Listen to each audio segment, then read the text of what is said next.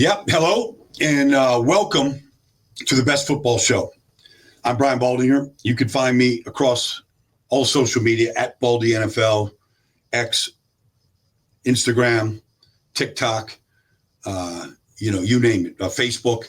I'm out there. And you can find this show by downloading your free Odyssey app and finding the Best Football Show, liking it, subscribing it, hitting that button, telling your friends about it, commenting. We love it. We're growing this thing.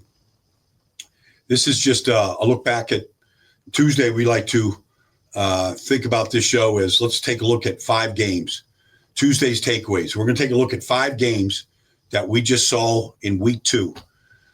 And I think the first one is the statement that Seattle made in Pittsburgh, because they physically beat the Steelers up, especially on their defensive side of the ball. Aaron Rodgers did not have a good game. Aaron Rodgers got hit way too often and got hit hard.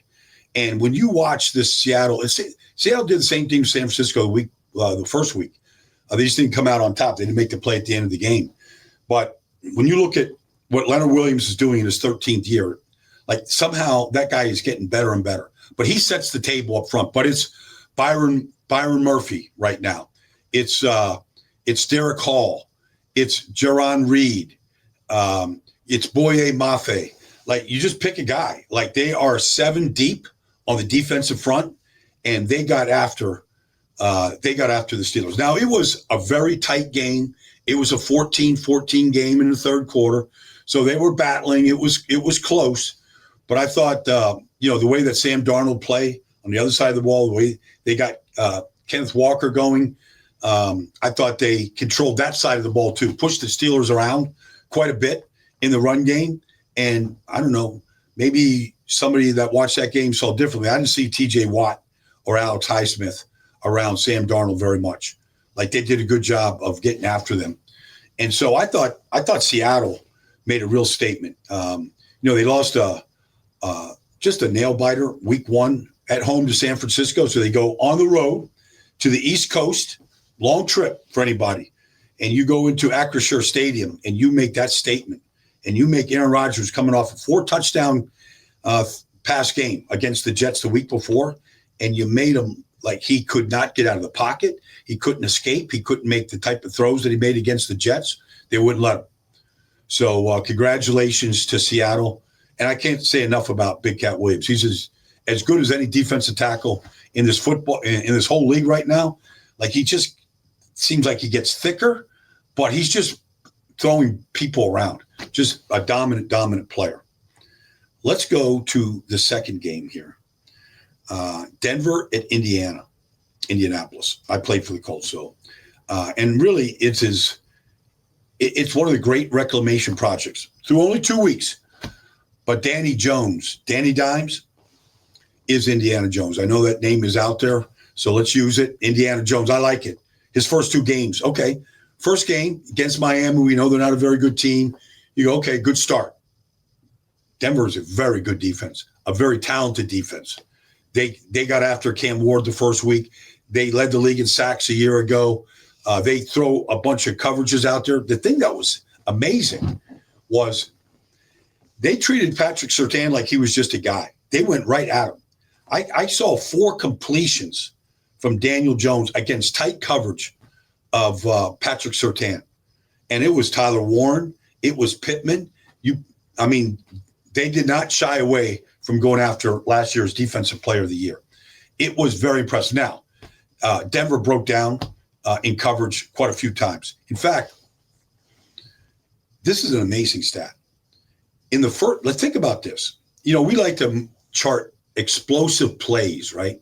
20 yards or more in the passing game, 12 yards or more in the run game. In the first half, Daniel Jones had 3 40-plus yard pass plays. You get a 40-yard pass play in this league, you're scoring 95% of the time, all right? They had 3 of them. One of them, the first one was to Tyler Warren, a very well-designed play by Shane Steichen. They motioned Tyler Warren from a tight end spot with Mo Alley Cox to the backfield, looked like a power pistol formation. Daniel Jones in shotgun. You got the J train behind him, and here's Tyler Warren. And they fake it to to Jonathan Taylor, and they leak Tyler Warren through the line, and the linebackers are all biting up to stop Taylor on the play action, and Warren gets behind him. He leads the team in receptions right now. He's averaging over 14 yards a catch.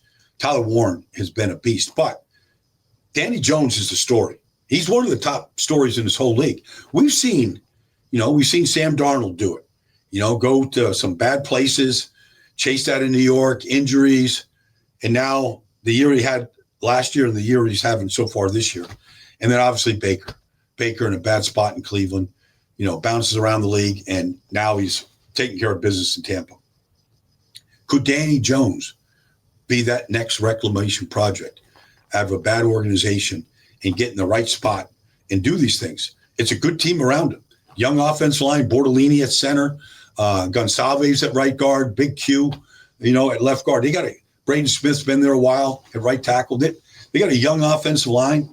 But Daniel Jones, the thing that it's one thing, play action, okay, you get the defense to bite, throw it here, and you throw it there.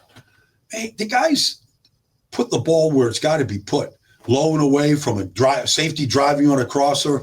Like the touch and the accuracy has it's been amazing to me. He's completing over 70% of his passes, averaging 9.3 yards per attempt.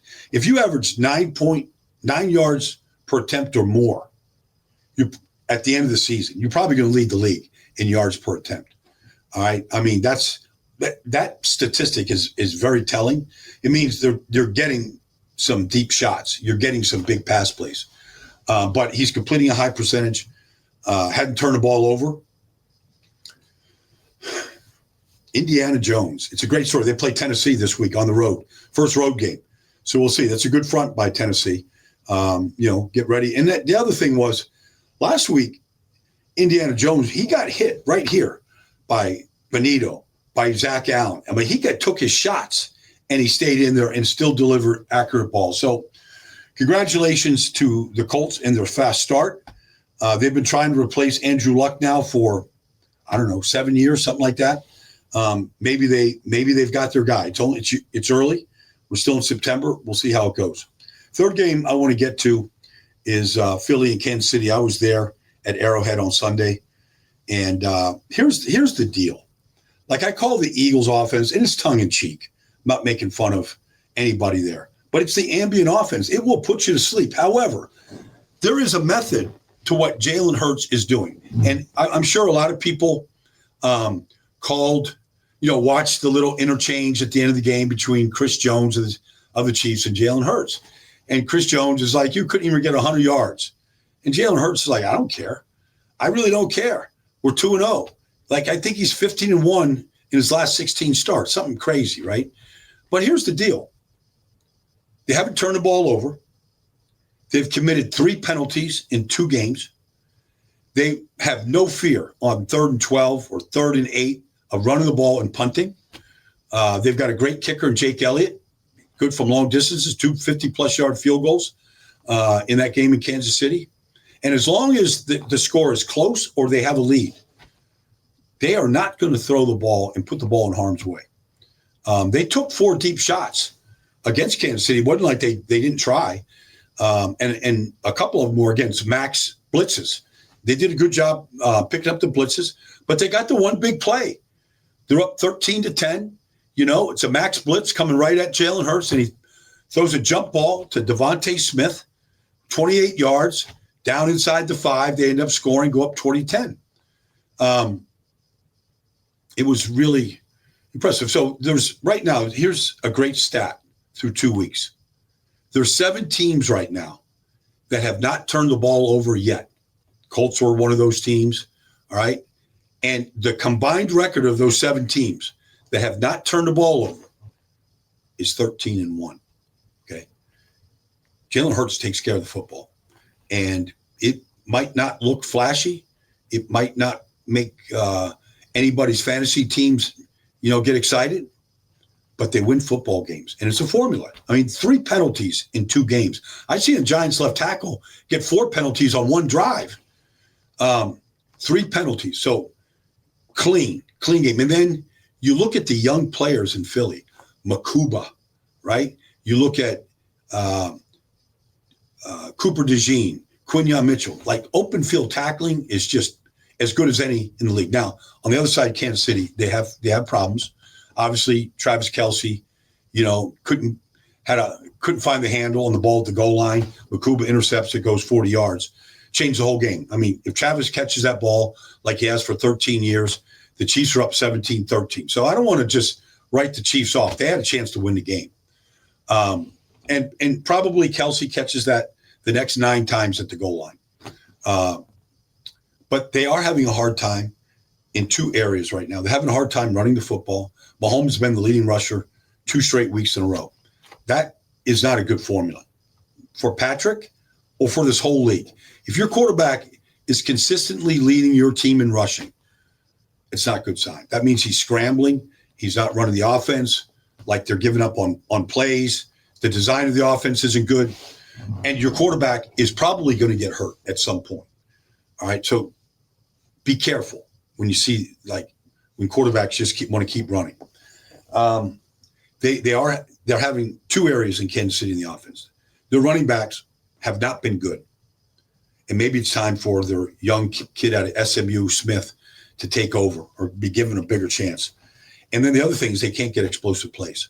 They had Tyquan Thornton wide open a couple of times, and they just missed him.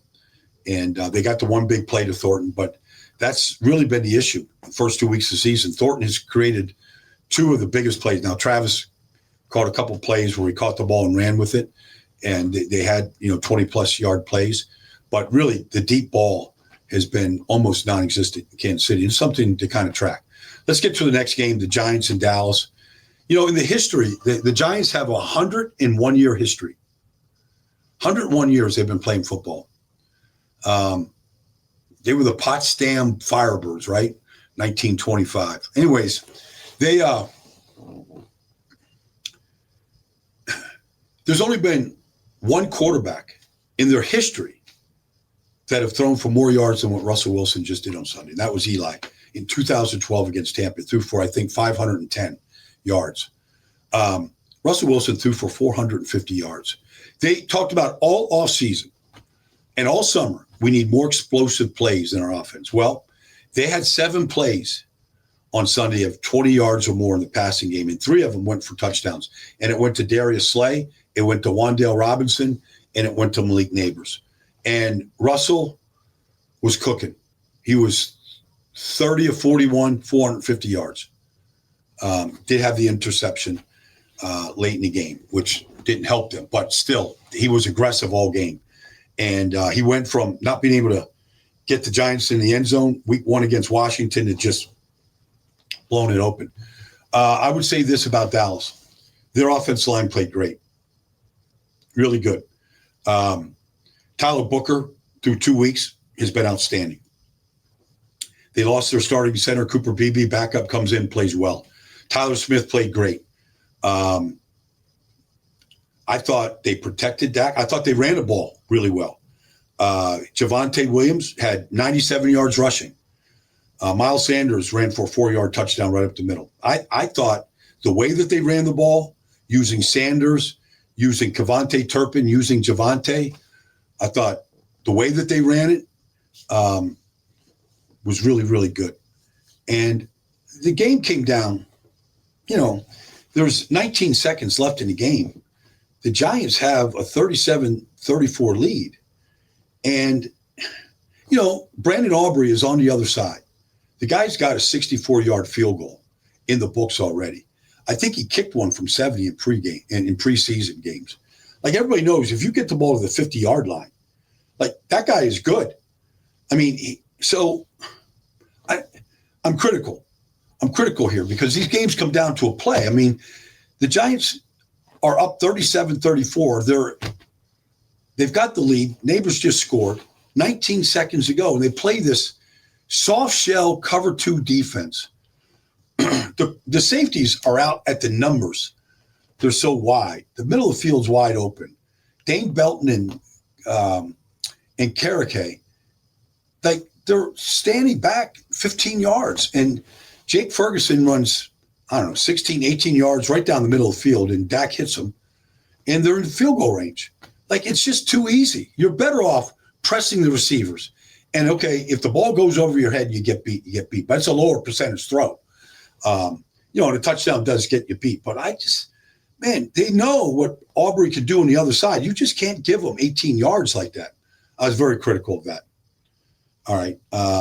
Last game here on Tuesday takeaways. And by the way, Russ is not dead. We'll see what happens against Kansas City this week. We'll see what the Giants can do. Last game, we saw it last night, Tampa into Houston. And, Houston's got a talented defense. They've got the highest paid cornerback in football, and Stingley. They've got one of the great edge rushers, and Will Anderson, and, Danielle Hunter. I mean, they're talented. Man, Baker goes 11 plays, 80 yards. They're down 19-14. They need a touchdown to win. There's 2:04 to go when they get the ball at their own 20-yard line.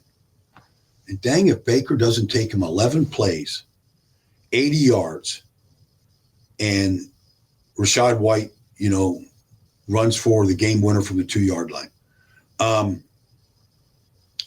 They converted a 4th and 10. Baker saw the blitz, saw the man coverage behind it, and took off and ran 15 yards to extend the play when it's 4th and 10. Chance to knock him out right there.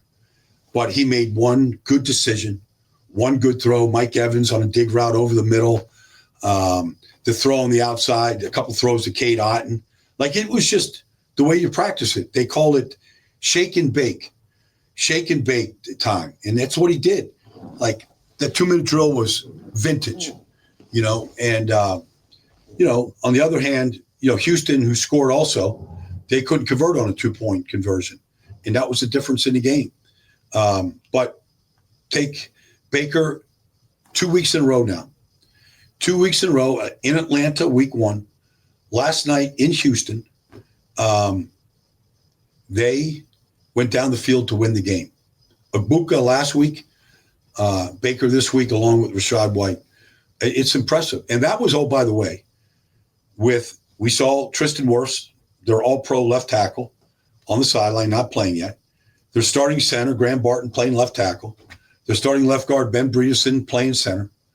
Michael Jordan coming in and playing left guard. They lost their right tackle during the game. Charlie Heck had to go in there and play right tackle for him. The only guy that was in the spot that is the designated offensive line that started a year ago is Cody Mauch at right guard. Everybody else has been moved around. But all you get is great execution from Baker in that offense. And it was impressive to watch. That, my friend, is Tuesday takeaways. I want to thank you for tuning in and watching. We'll be back here tomorrow, and we'll be back here Thursday. We'll be here every Tuesday, Wednesday, and Thursday this year. And if there's huge news on a Monday or Friday, we'll come in and we'll talk about the news when it gets big. But that's been Tuesday takeaways. Thanks for joining me, everybody. Look forward to talking to you tomorrow.